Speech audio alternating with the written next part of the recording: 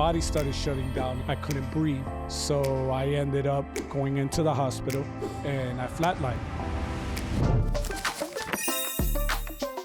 Shout out to our sponsor, Local Cold Brew Coffee. Hello, welcome back to another episode of Book BFFs, the show that celebrates wonderful people and the books they're inspired by.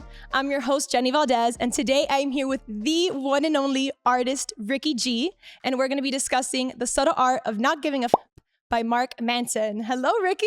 Hello, thank you for having me. Thank you for being here. Welcome to our Oasis. Oh, I'm enjoying it, thank you. I have so many questions for you. You are somebody who's so well-rounded in tattoos, music, business. So there's a lot of wisdom I know you're going to be sharing with us today. Absolutely, I'm excited to tell. Out of all the creations that you've made, what would you say has been the most rewarding for you? Lately, I've been inspired by a little girl that I'm telling the story about. It's called Little Miss Boo Thing.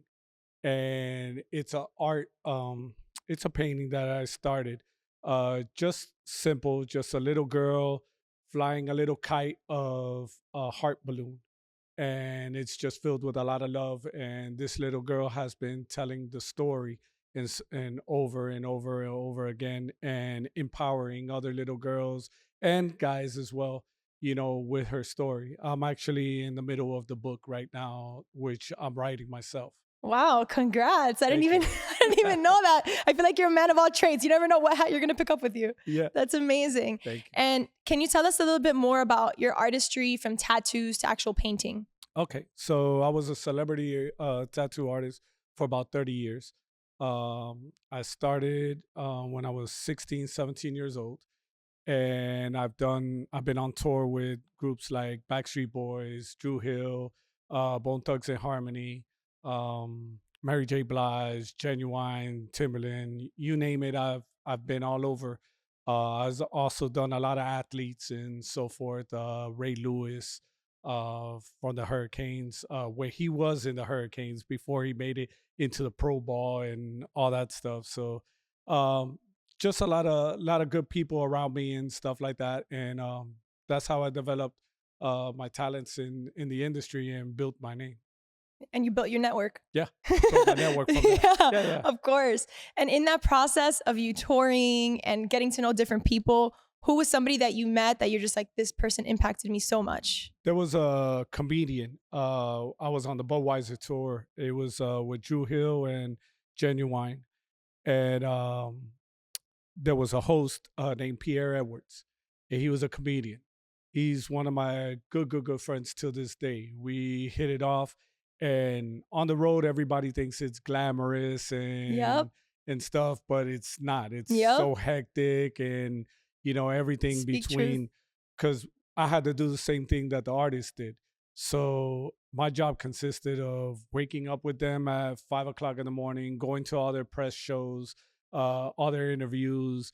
Then we go back for lunch. Then the rehearsals, and it's a crazy day until you get to sound check and then the stage. And then after the show was when we would go back to the hotel room, and I would end up tattooing them and the groupies and everybody else that wanted tattoo. So I got no sleep on those road tours. And wow, stuff, so. Ricky G living the life. Yeah. What people think is the life, but of course, and we're gonna definitely get into all those aspects. I want to know, what made you choose this book, The Subtle Art of Not Giving Up? Well, it was brought up to me by acupuncturist, a friend of mine. He sent me the book. He told me, hey, listen, after, you know, because he's like a therapist kind of, even though he's my acupuncturist, he's kind of like therapist. Yeah. So he told me, listen, what you're going through, I think you need to read this. I think this is going to change your life. Absolutely. After I read the book, it totally made me change the way I was living completely. So that was just last year. What I've accomplished from last year to now, just because of the book, is amazing. Wow. Yeah. What were you growing through in your life at that moment? I've always been a people pleaser. So I used to put myself last and put everybody ahead of me. Where this book taught me that not everybody has your best intentions. Not Mm. everybody has your same energy. So you can't please everyone. You got to learn how to please yourself first and let the ones that feel that energy come around you. And that helped me eliminate a lot of bad stuff in my life. And it has brought me a lot of joy in my life. More fulfillment than happiness. Because I believe happiness is moments. It's like a meter. It goes up and down. You know, one day you're happy, the next day you're sad, mad, whatever. Emotions are crazy. But if you're fulfilled, it helps you get through life a little bit more cheery. How can somebody achieve that fulfillment? You have to look inside yourself and you got to start understanding what's really important because ever since we're born, we're kind of trained on how we need to be or what's the right way to be socially or what's the wrong way. I know one of my problems growing up was I used to love art. So I used to doodle on everything, whether it was my clothes, my skin, anything, walls, anything that I can get my hands on, I would doodle and do art. So it wasn't as accepted back then because when I first started tattooing, it was more like a taboo. So it was either a prisoner, a guy that was in the military, or just somebody that was like a rebel against society. None of those fit my character. I just loved the art and I thought it was super cool. So I got ridiculed a lot and I got set back. And at that time, it was frustrating for me where I couldn't understand I'm a great person. So why can't this person accept me? And they would only look at the exterior of what they were seeing instead of seeing inside of me. So Mm. that's what the book has taught me a little bit more is understanding who I am, accepting who I am, and moving forward where I can celebrate with people around me that are genuinely caring and really about my energy, not about, about themselves. So when you find yourself in a situation and you're getting some weird vibes from somebody, but you want to be seen, or you find yourself trying to be a people pleaser to that person, what do you tell yourself in that moment? I remind myself of who I am and I just be myself. If things work out, they were meant to work out. If they don't work out, I just move forward. I don't let that affect me. Before I would go out of my way, it wasn't coming off genuine. And half the time, those people wouldn't be happy with me anyways. So I Yeah. was losing them anyhow. So by being myself, sometimes they respect that a little bit more, even though we're not the same. They'll say, "Hey, the guy is really showing me who he is. Yeah. I can accept that. I can deal with that." Right. And that's how I like to see people now. I rather if you're a bad person or whatever, and you come to me, I can understand that you're a bad person, but the red flags are there. I'm paying attention to the red flags and I'm not ignoring them. Understand how to move, accordingly to what you're showing me. Right. How to navigate Yeah, how towards to navigate what somebody's through the giving you. relationship and get out of there, Yeah, the for right. sure. For sure. One of my favorite things the book talks about is the duality of negativity being a pathway to positivity. Right.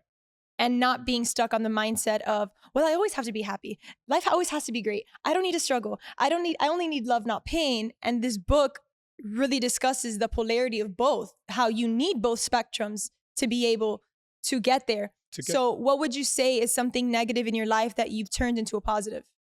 Oh, there's many things that I've turned from negativity to positive. Just this year, um, I was going through a lot of battles. I was dealing with some stuff that dealt with people not really accepting me because I was a certain culture or whatever. I was dealing with racism and stuff like that. And this is somebody that I work with closely and so forth. So I have to deal with him on everyday basis. So I was fighting and going against him. Like I was showing him what he was doing wrong and so forth. and I was fighting that negativity with more negativity, and it was just making the problem worse. Where now, thanks to the book, I learned to be positive about it. Not really. I know who I am. I know what I'm doing. I know, what my intentions are, where my heart is. So I'm not listening to the negativity that he's saying, and it navigated me and put me in a bigger position, and now I'm winning. And that person is exposed because he exposed himself on with his negativity. Now there's nobody that he's fighting anymore, because he can shed all the negativity. It's just not perceived that way. Yeah. I just found out that that's who he is, that's his heart, that's his intentions. I just Yeah. move on. How were you able to accept yourself? Well, you got to really look into yourself and realize what are your intentions, where your heart is, what are your goals, and what are you doing that's hurting somebody else. If you're hurting somebody else in the process or whatever, then you need to reevaluate your life. But if the only person you're really hurting is yourself, then you have to figure out, what are the things that are going to make you more happy, and what are the things that are going to help you strive further to get to where you want to be. And that's Yeah. what's been helping me. And how was it touring with the Backstreet Boys? Oh, it was crazy. um I got to really experience some crazy stories with them. The worst story was their end. It was spring break, Key West. They were doing MTV Spring Break, and this was the end of the road for me with them. And we ended up going to Key West. AJ had a problem. He had a substance abuse problem. Nobody really knew or talked about it. They just slipped it under the rug. And that day, he had left with an associate of mine, and they went to score something. Uh, he ended up going on a binge and gone for 2 days. They didn't ever end up getting on the hitting the stage. So let's just say, because of the whole thing, we got blamed. They pointed the finger, and that was it. Oh, you helped him, get to where he was going. Not me personally, somebody I knew helped him get there personally, but that was enough to break the association with us.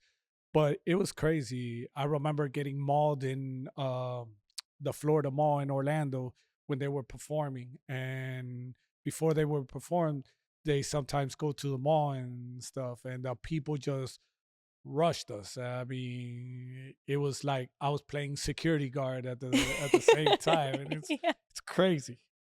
I've never felt that energy, because I wasn't the one on stage, but it Yeah. felt like if I was one of them. Did you have a moment when you hit rock bottom? Yes, yeah. A lot of people don't know, but March 10th I died. This year, I was in 2011 when I stopped tattooing. Well, I stopped in 2015, but in 2011 I was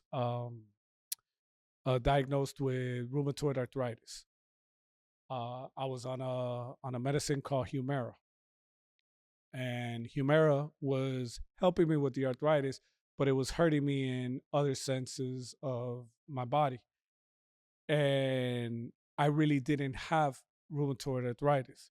It was not till this year that I found out I had a rare blood disease called vasculitis.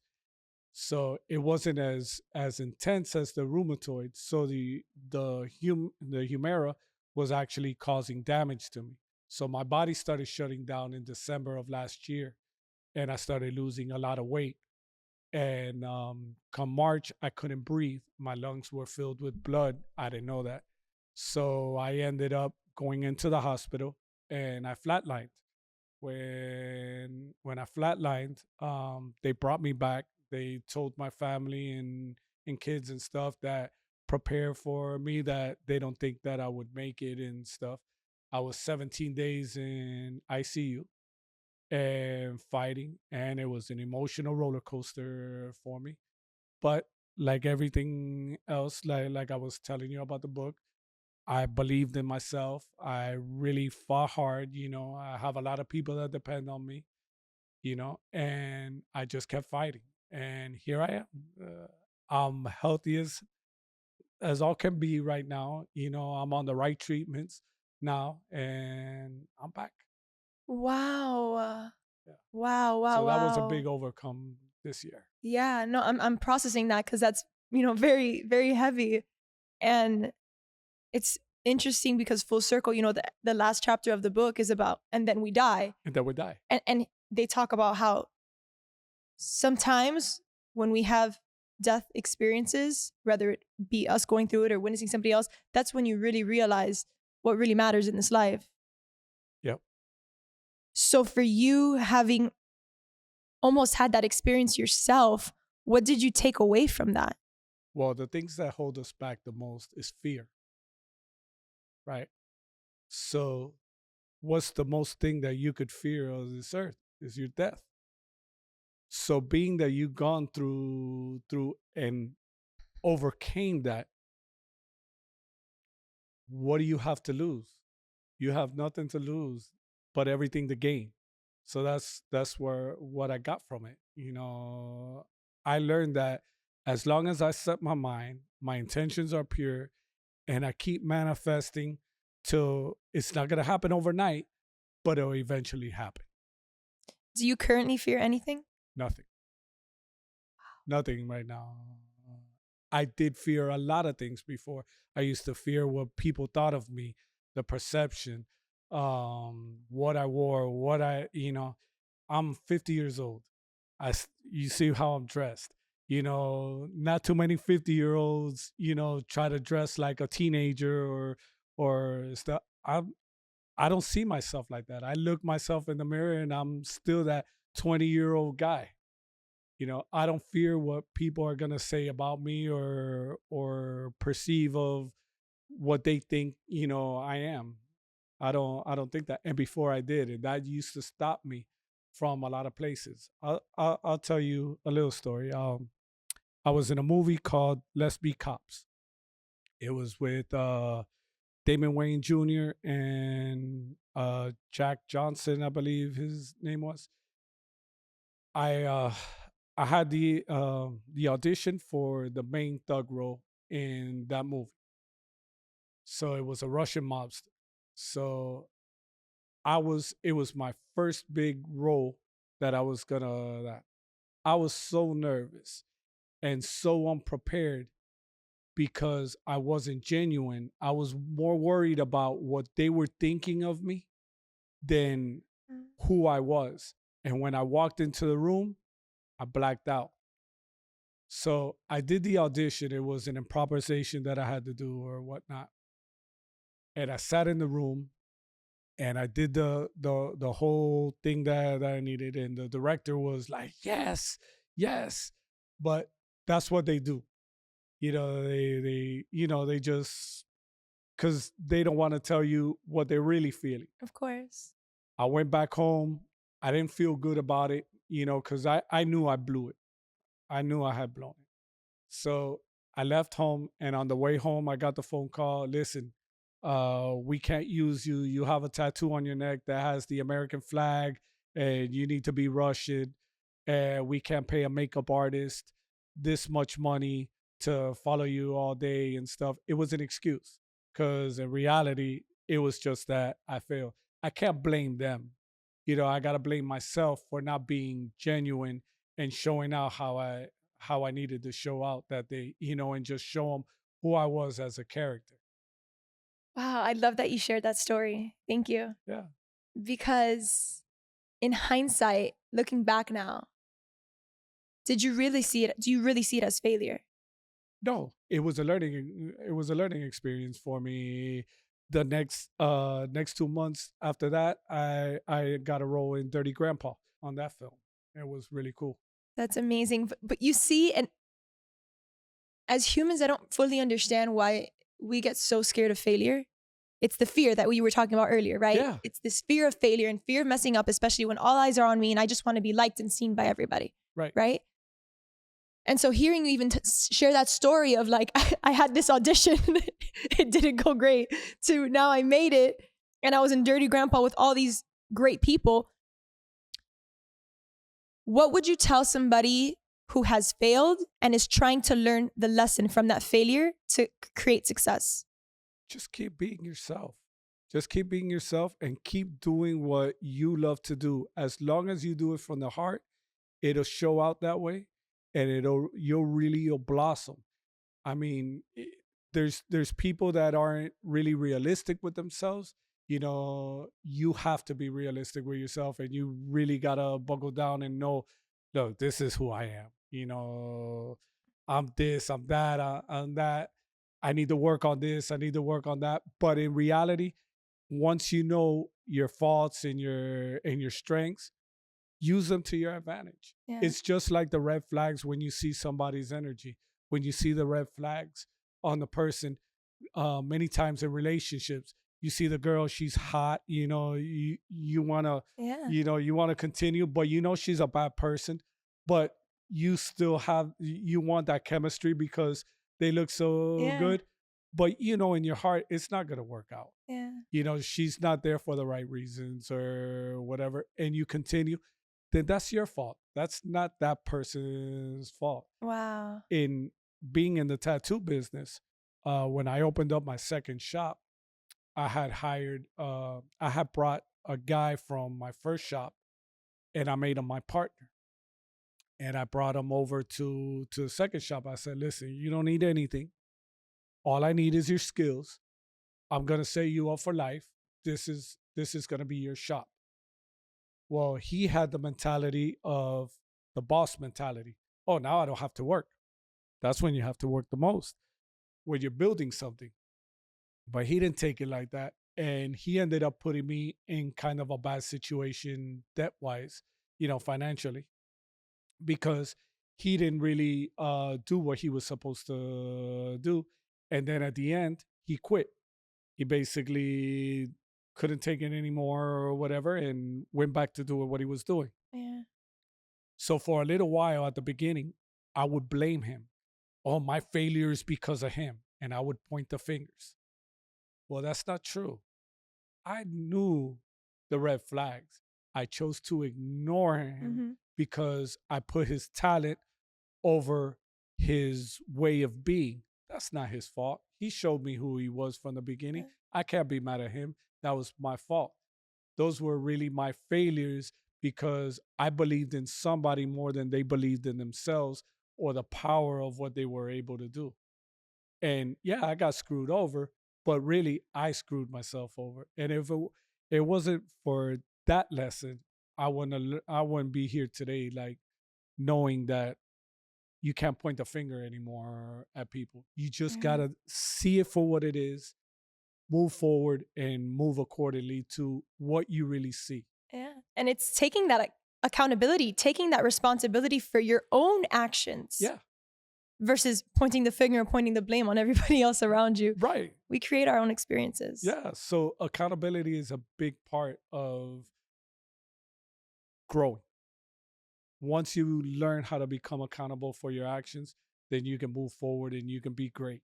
Yeah. You know, and life will be a lot simpler when you're transparent and I've had family members that I don't talk to anymore.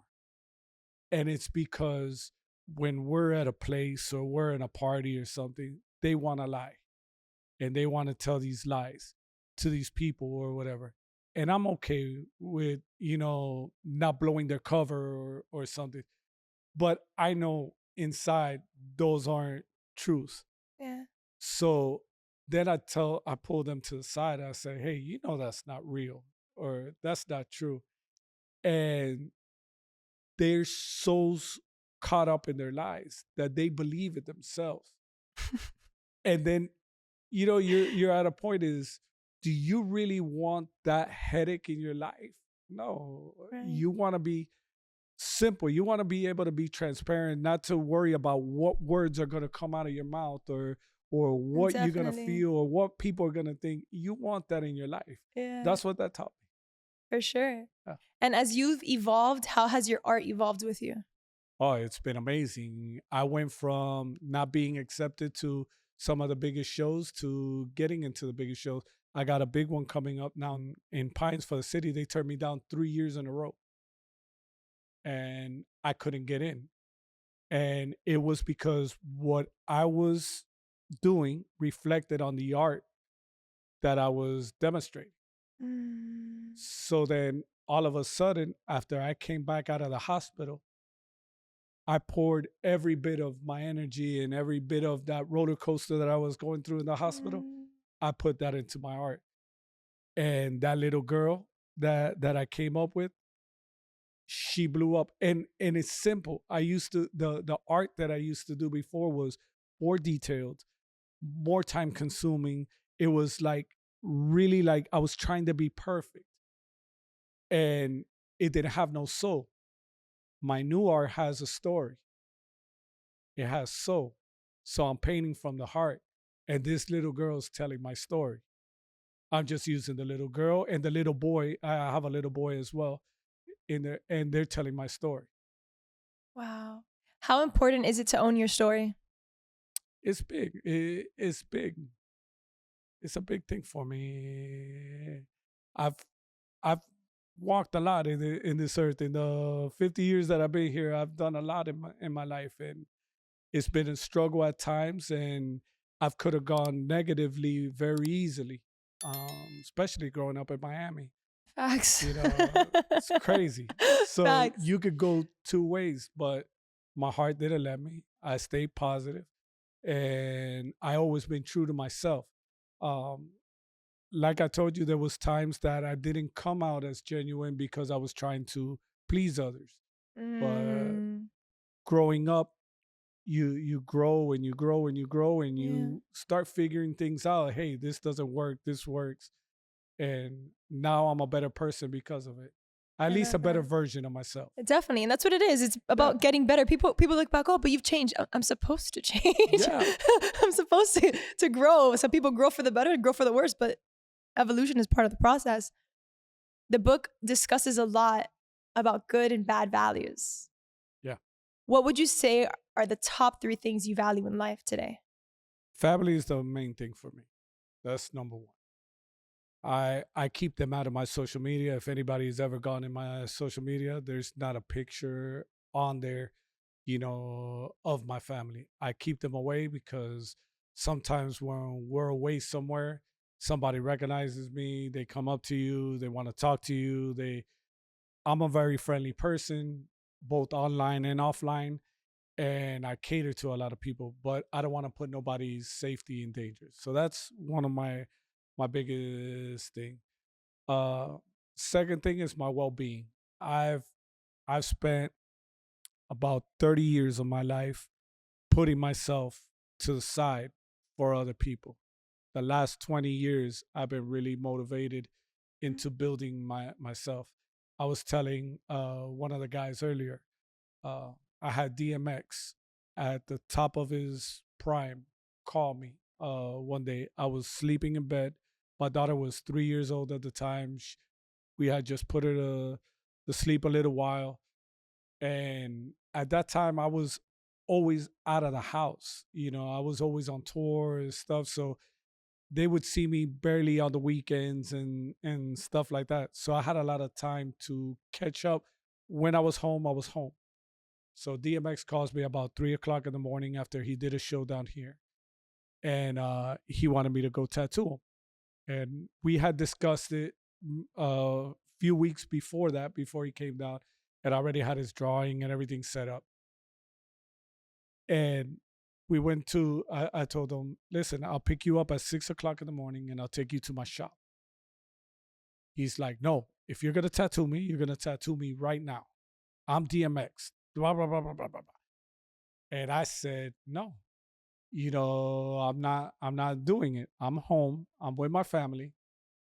I'll pick you up in the morning. It's only 3 hours from now." He couldn't wait. He couldn't do it. He cut me off. That was the last time that we spoke. We never spoke ever again. God rest his soul, because he passed away a couple of years ago. But nothing. No response ever again from him. I was down on myself for a long time, saying, "Man, that would have put me on a platter. I would have got so much business from it and stuff." So I was kicking myself for not going. But now I look back at the situation and I said, I did the right thing, because my daughter needed me more than he needed me. And who do I do it for?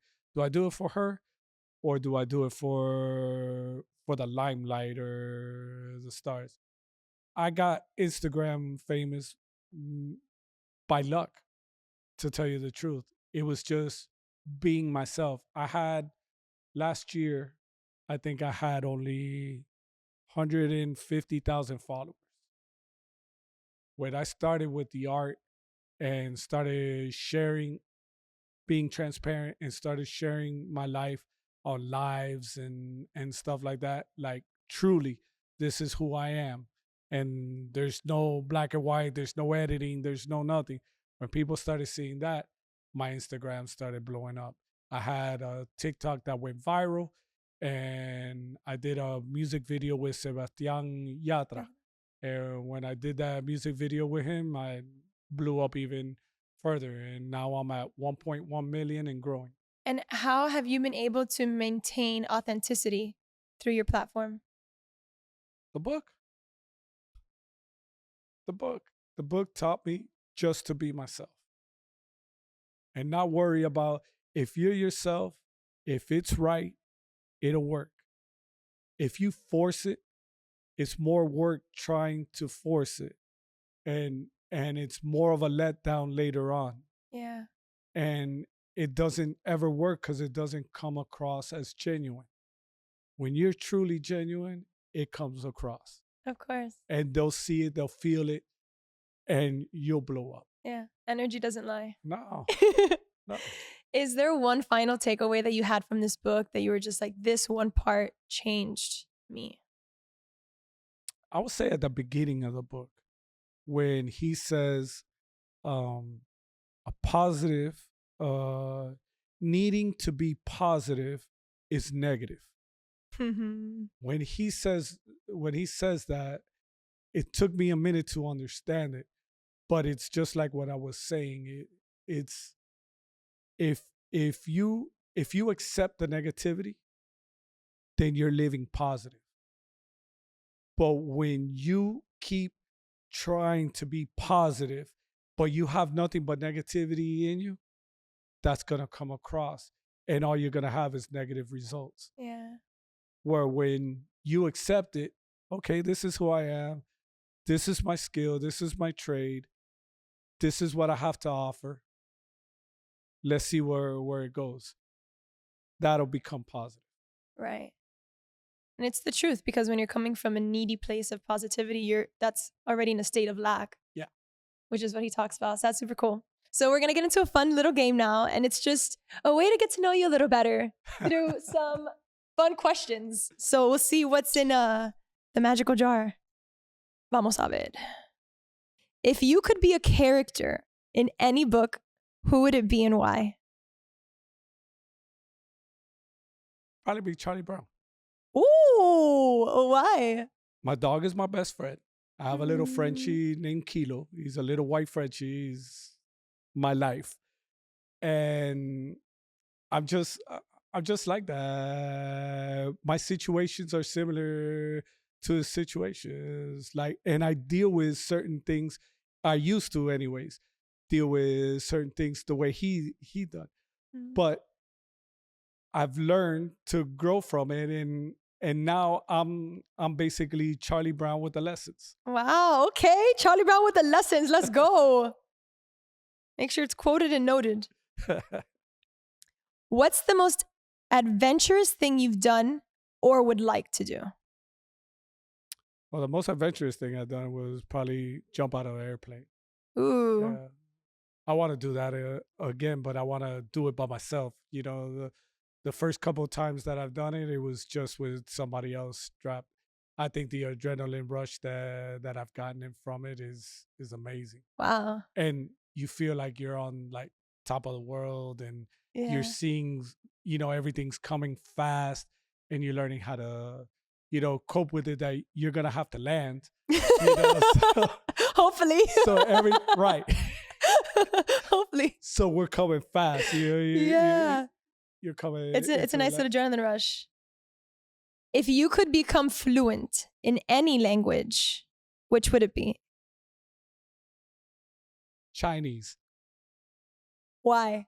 Because every time you go any of those markets and stuff like that, when you try to get a deal or whatever from the people, they're over there talking in their language, thing, and you don't know what they're saying, and they're putting you together. Really, what they're doing is putting you together, and then they make you feel like you won, but really they won. And if I knew what, and I can be myself and know what they're saying, then they couldn't put me together. Maybe I could get a better deal. Oh, that's good. I get it. That's a businessman speaking right there. Yeah. I get it. It has been such a pleasure having you here. Thank you for shining your light and for sticking to the evolution of you against all odds. Thank you for having me. It's been amazing to be with you here. Yeah. Where can people find you? Instagram, Richard Pis, aka Ricky G. I'm on there, or TikTok, All Star Tats.